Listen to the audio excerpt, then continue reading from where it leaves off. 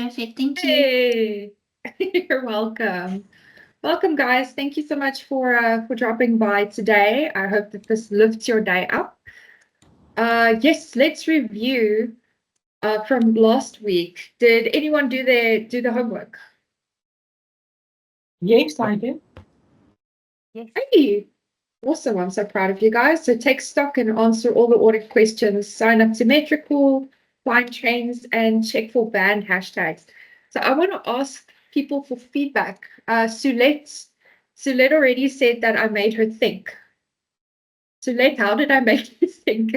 I actually realized I have no plan. I am just going about doing my business, trying to do good. And yeah, so, and also I didn't have what do you call it, a low ticket offer and a high ticket offer.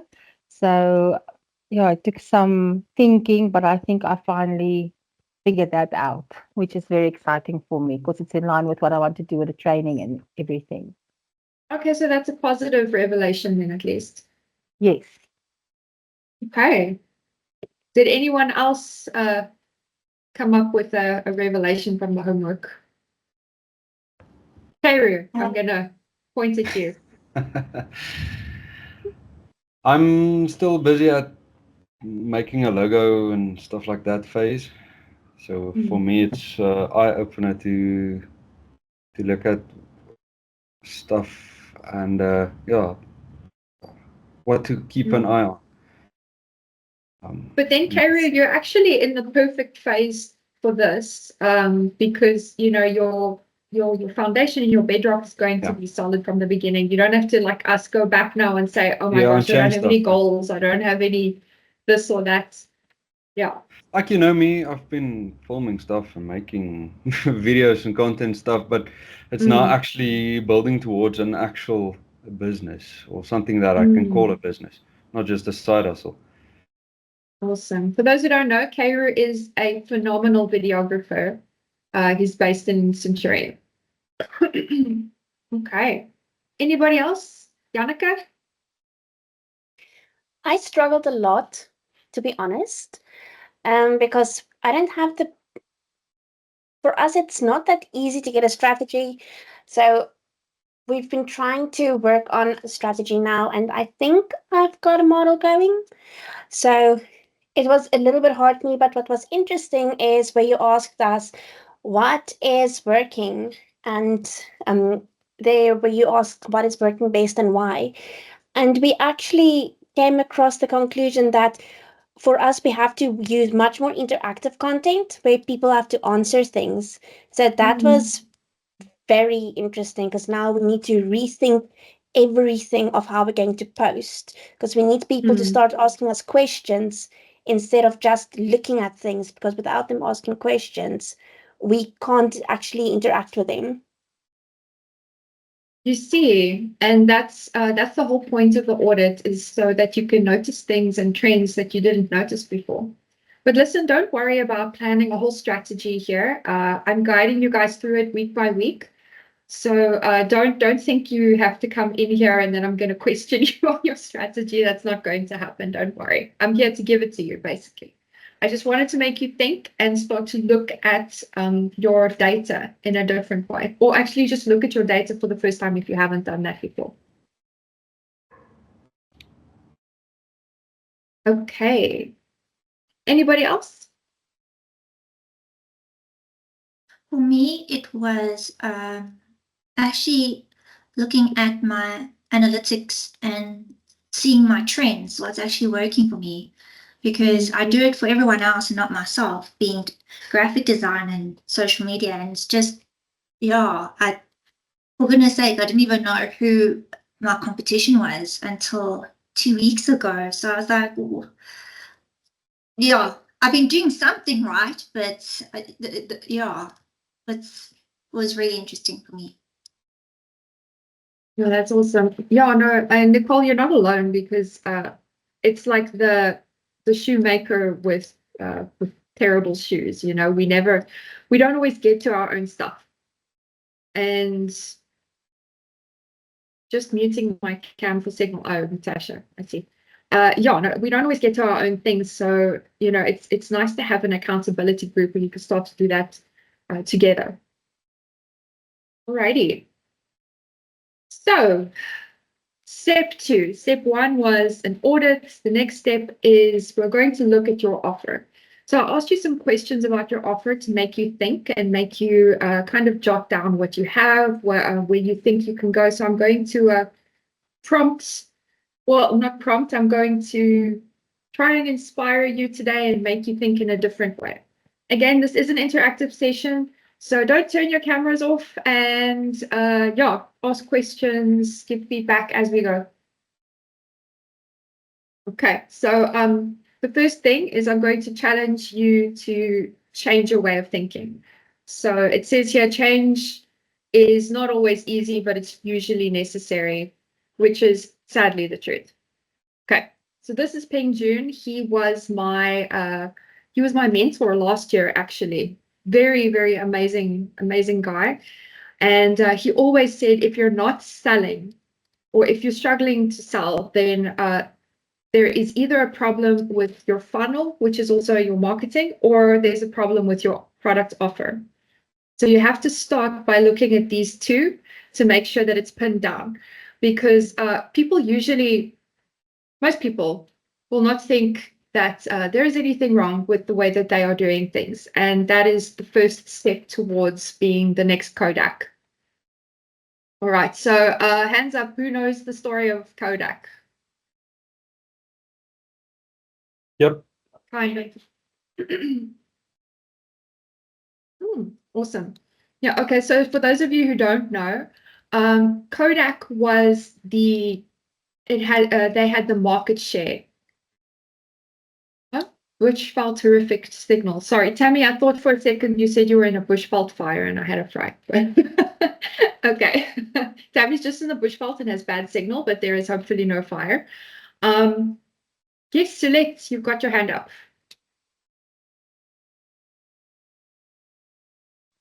Sorry, I meant to say yes, I know, and then put it down. I'm still learning. No problem, no problem. Okay, so Kodak they had the market share in film photography. They mostly specialized in actual film, the physical film, and they were the tech giants in that industry. And the problem with being having the monopoly in a market like that is that sometimes you can start to think nothing is ever going to take you down, like the Titanic, right?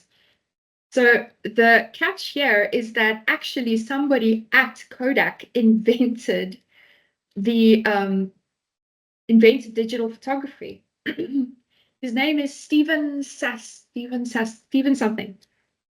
And he said that, I found this article in Forbes, on Forbes Online, and this is what he said. He said it was filmless photography, so management's reaction was, oh, that's cute, but just don't tell anyone about it. So they actually invented the digital photography, the digital camera in 1975, and they shelved it from all the way back then because they thought that if anybody gets, wind of this idea, they are going to have huge competitors, and they don't want huge competitors. So they buried the idea, and they really tried to just continue in the market. So I'm not entirely sure how it got out, but somehow it did. And obviously, they were overtaken by Canon, by Sony, by a bunch of other companies, and they went bankrupt eventually. So this is the cost of Kodak's mistake. It cost them $10 billion. And essentially, the mistake here was actually an inability to move forward with technology and unwillingness to see that change is a good thing.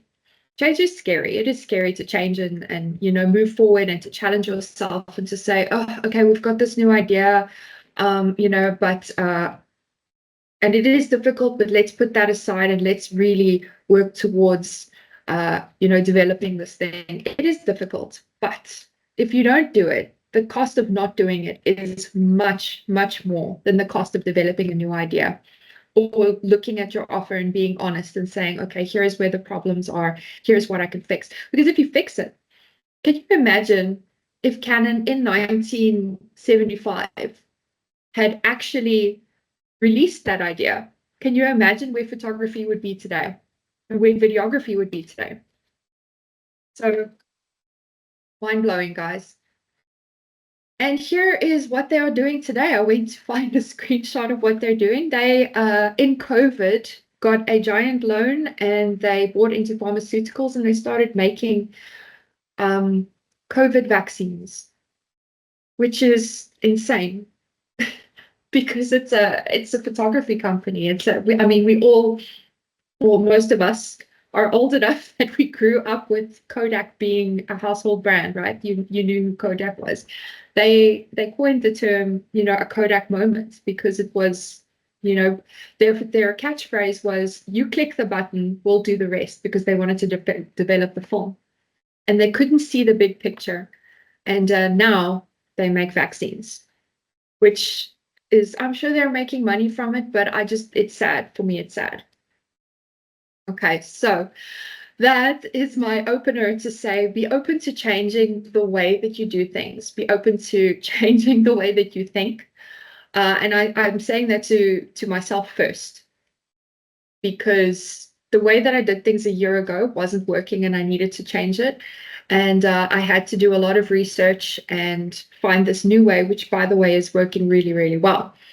So take a breath and try and be brave, because it does take courage. It takes courage to step into something new. Okay, so just briefly, here is some signs that your offer might not be solid. Consistent declining in revenue. So obviously, if you're not making as much money as you once were, that is a clear sign that something has to change. Consistent loss of new business. If you get a lot of inquiries but people aren't signing up, or you get a lot of inquiries, or like Natasha and Joey have a physical product and they're like, let's say someone's not buying that physical product, then that is also a sign. An unwillingness to develop new technologies. So I think that we're in the age of AI, where it's just launching. Guys, it is the worst that it's ever going to be. Think about that for a second. AI today is the worst that it's ever going to be in your lifetime. So we have to adopt these things now. It is uncomfortable. It is not always fun to sit and think, oh, okay, I have to do this tutorial to figure out how this thing works again, and I'm going to spend an hour on it, and I really hope it's worth my time. But unfortunately, we are in a day and age where we're either going to, this is my Stephanie prediction now, where the world is splitting in two, and you're either going to fall behind and not know anything about technology, or you're going to be one of the early adopters who's using AI to their advantage and automation to their advantage and to their business's advantage. And you're either going to skyrocket or you're going to be maybe left behind. So this might be another meaning for a Kodak moment. All right, so yeah, obviously afraid of change. And something that many people have said to me, but I've been doing it this way for X amount of years, 10 years, 5 years, which is good. I mean, if it is legitimately, if you've been doing something for a long time and it is still working, then keep doing it that way, or just keep evaluating. Tammy, yeah, sorry, I just had to let Tammy in again. Okay, and the final thing is also customers' dissatisfaction. If you get a lot of dissatisfied clients, if you get a lot of people that are, unhappy or leaving without a reason because they're just trying to be nice, then maybe reevaluate it as well. Speaking to myself first here. Okay, so these are just some things to get you thinking about how you can analyze what you currently have and start to improve it. So surveys it's really an amazing thing that is so underrated. Ask your customers about their experience, and if they understand your product or your offer, why would they buy from you? And add as many relevant questions as you can think of. Anonymity is okay, so it doesn't even have to be your existing clients. You can tell them they don't have to add their names, because sometimes people think if you add a name, and give a bad response, they're going to shout at you. Just tell them anonymity is okay, because ultimately what we want is to collect the data. And some advice here is to not take it personally, but to try and stay objective. Whenever somebody is giving you feedback in a survey about your product or your offer, they are not attacking you personally. They are giving you feedback on something that you are producing. It's not you, it's a product. Okay. There's a lot of Tammy, to answer your question, there's a lot of services out there that you can use for this. Particularly if you want to get very fancy, if you have the capital for it, try and see if you can use Typeform. Typeform has really beautiful surveys. I think they do have a trial period as well. Then maybe check out if you can give your whoever you want to show the survey to, and say, hey, we need the results in a week or whenever the trial period is going to be over. But yeah, if you are not sure where else to do it, yeah, you can use. I'm sure you can use Google Forms. There's also Microsoft Forms. There's a bunch of different form platforms. Yeah, put it in the WhatsApp marketing group if you guys know of a really nice platform that you can use for that. I have used Typeforms before when I was doing market research for a client, and then I charged the client for that because it was really honestly just the presentation was beautiful. So yeah, surveys. Next, look at your customer reviews. So obviously go onto Google My Business, go onto Facebook or wherever you might get customer reviews, and check out what people have been saying. And then you can even maybe phone them up and ask them, hey, thank you for the great review. I just wanted to ask why you mentioned this specific thing here, because I want to see what am I doing right so that I can replicate it. People that you know often aren't going to give you a bad review, obviously, because you're going to call them. So yeah. And then analyze feedback patterns. So look for recurring issues, negative sentiments, and unmet expectations to identify areas of improvement. Something that has come up again and again and that I've realized lately is clients have expectations that they think that you know, but that are unspoken. Like we have had a recent client who had expectation A, B, and C, and we spent 10 hours with this guy doing a marketing strategy, and he never, ever brought those expectations up. He just thought that we would know those things. So just try and remember that whatever is obvious to you as a person is not obvious to everybody else. You know, I sometimes start conversations and then I realize, okay, someone doesn't know what I'm talking about because I didn't explain the context. So try and explain context where you can, and you know, ask a lot of questions. Whereas, yeah, so like as an example, Keiru takes sometimes works with real estate agents. So let's say the real estate agent has this unspoken expectation, oh, I assume I'm going to have everything by tomorrow, but I haven't asked Keiru when he's going to deliver the product. I'm just assuming that I'm going to have it tomorrow morning when I woke up, even though it's 5:30 now in the afternoon.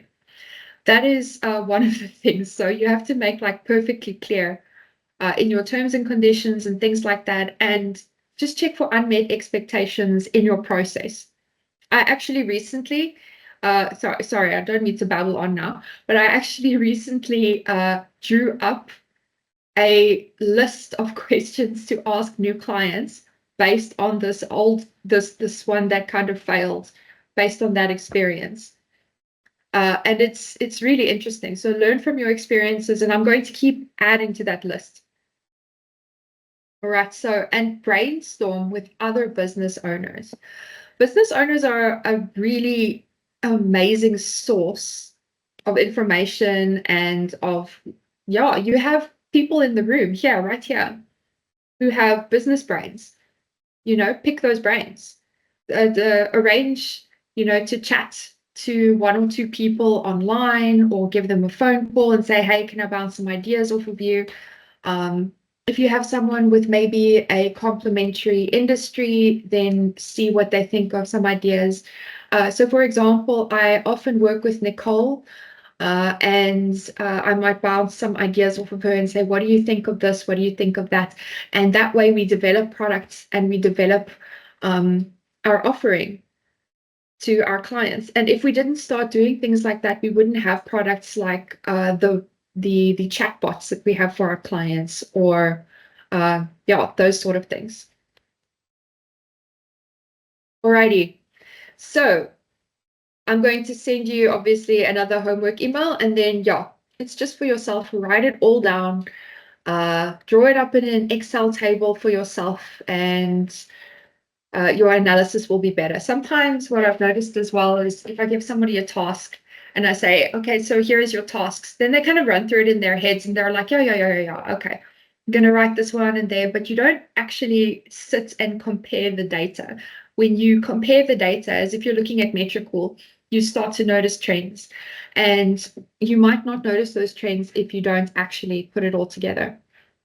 Okay, so this beautiful face is Nicole Weatherby. She's here with us today. She's waving. She said that I could use her as an example. Isn't she gorgeous, everyone? So her current offering. So I want to give you an example of just how to do this. Nicole, you're getting lots of hearts here, okay? I just see heart keys coming up. That's a good photo. Well, I think you're just pretty in all your photos. Anyway, so her current offering is that she gives graphic design services, illustration services as well, and she creates websites exclusively in WordPress, and she makes really, really beautiful websites. So Nicole and I have been in the process of building her flywheel and looking at her offer and all of these sort of things, because we want to make it scalable. You know, she wants to be able to scale without having only 1 hour sleep at night. You know, you want to be able to scale in a way that is convenient for you and that is doable and realistic, and actually something that you can work towards. So I just used her as an example today, and we are going to look at some new product offerings. She hasn't seen this, by the way, so go easy on me here. Okay, so graphic design and illustration, obviously, website for WordPress, and then a low ticket offer. And remember, we said last week that a low ticket offer is a smaller offer that you that is maybe cheaper, that builds trust with your audience. And that could be a mini WordPress course that she does for beginners, or yeah, people just getting into the industry. Oh, wait, no, I've mixed it up, but yeah, it's fine. The coaching online course for WordPress beginners. This can be something else. There's so much in the world of web design and WordPress to learn.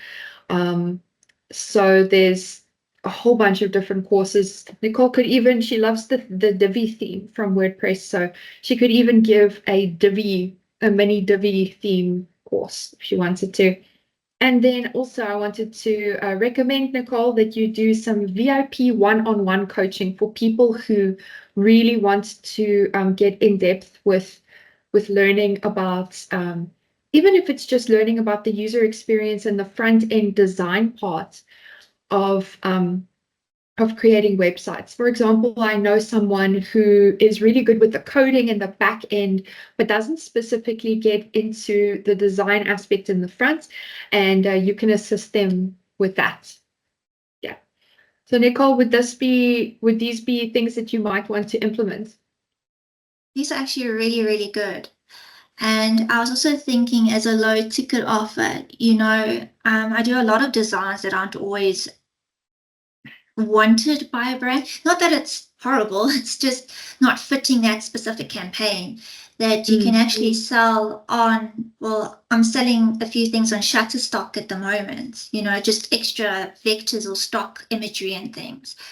So it's something like that, but that's something that's subjective. So it's quite difficult as well to try get people to just, you know, just an idea.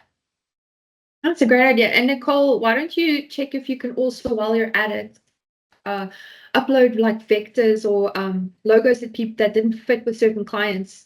See if you could try and sell it on something like Freepik.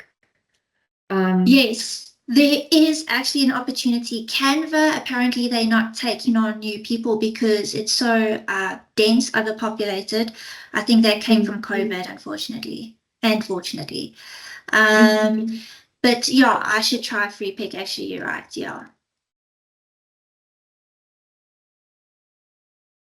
Sorry, you can also try Envato and Right. all these other websites that Envato. Oh yeah. Yeah, or wherever. Okay, so if you're not sure how to do this, I'm going to give you guys a prompt later that you can feed into ChatGPT to help you start generating some ideas. And then also, I think we should at some point open the floor to discuss and start brainstorming each other's business ideas to develop this for you. Okay, next up we have the beautiful Natasha, who is also here today. And she is, I added this actually because Natasha, also getting lots of hearts. Natasha is selling a physical product, whereas Nicole sells a service. Natasha sells physical Manitech supplements, and that can be very different to sell. And I added this actually as well for you, Joey, because Joey sells macadamia oil products.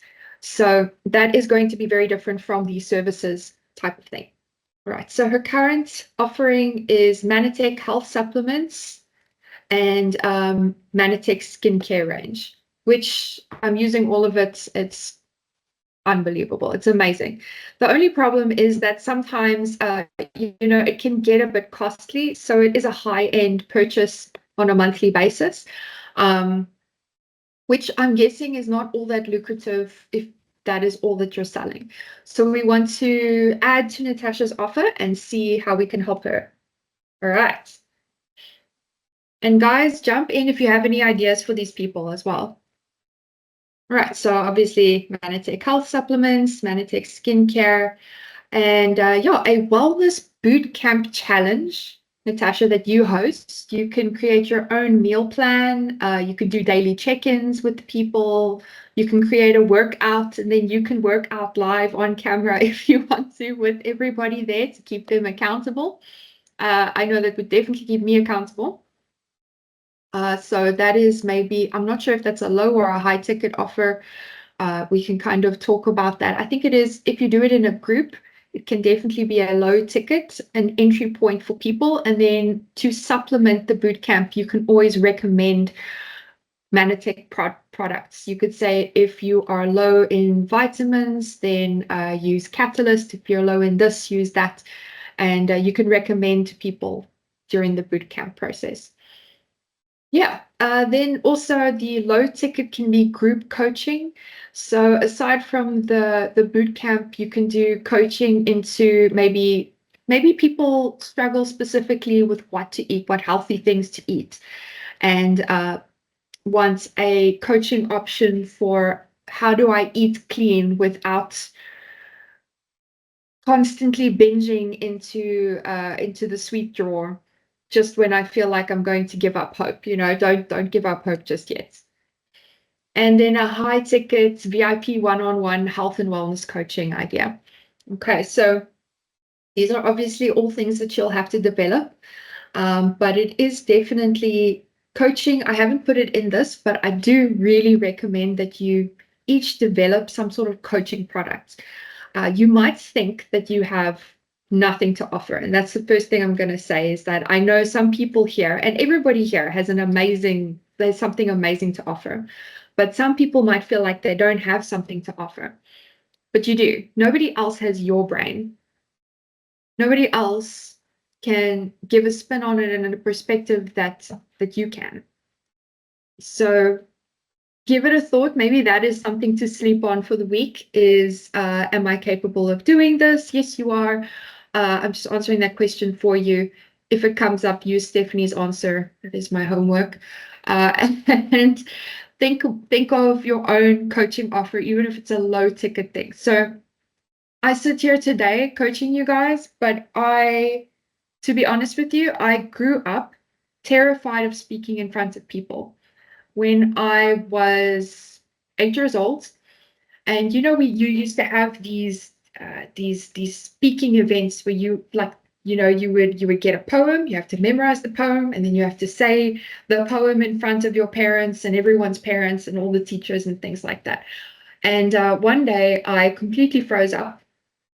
During that, when it was my turn, I forgot what the words were. I ran off crying, and then I never recovered again from that. So every single year after that, my mom would have to arrange with the teacher that I recited privately because I can't speak in front of people.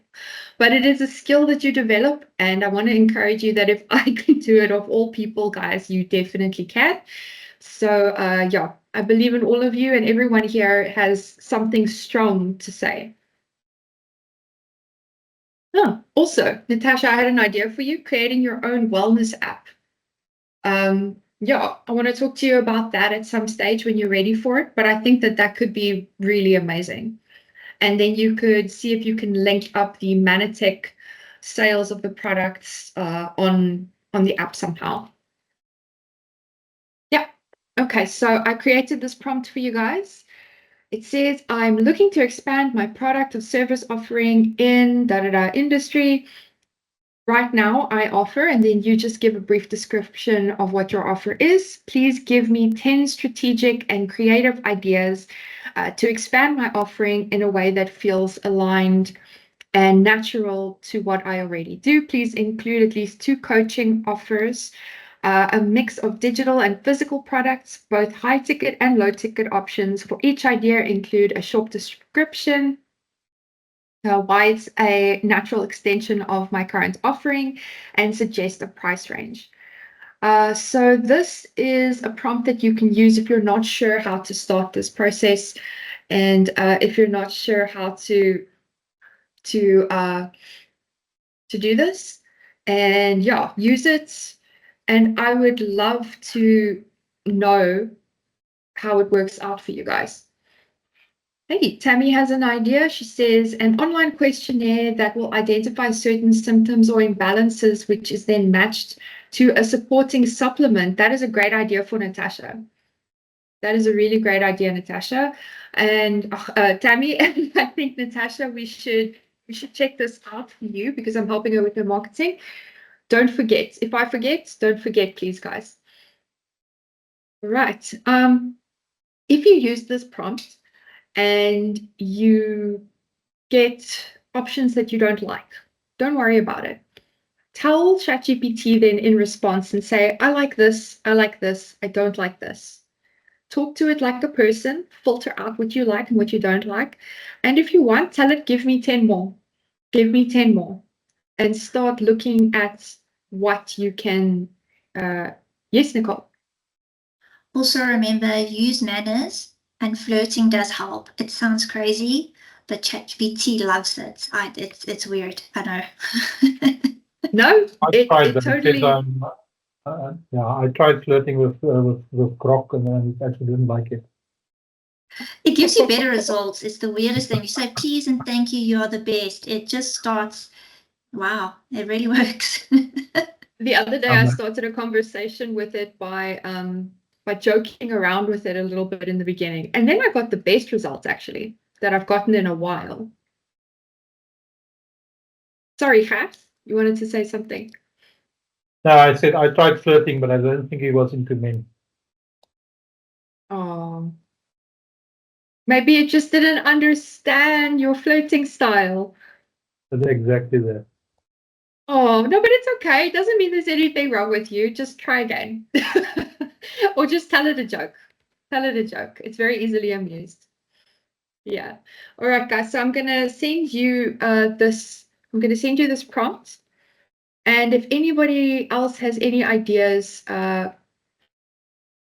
for other people's, yeah, like for instance, yeah, I'm just thinking now on the fly. Tammy came up with a really great idea for Natasha. So maybe we should have some sort of forum where we say, okay, so this is Dione, this is her idea for business. What do you guys suggest that we also add here? And let's say, look, this is Sulette. She does, yeah, this is what she does. She works with people who are bankrupt. And yeah, sorry, Sulette, I'm not very good at summarizing you just yet, but I'll get there. And this is the service that she provides, and this is how she works. Maybe she can add this, this, or this.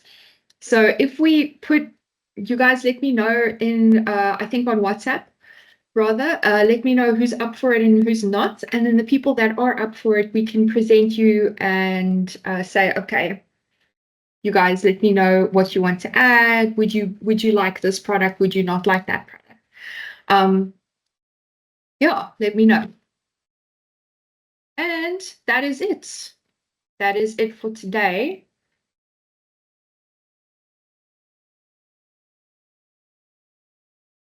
Whoop. Teams nearly broke my computer. Thanks, Teams. Cool. So do you guys feel a little inspired, I hope? Yeah, definitely. I think there's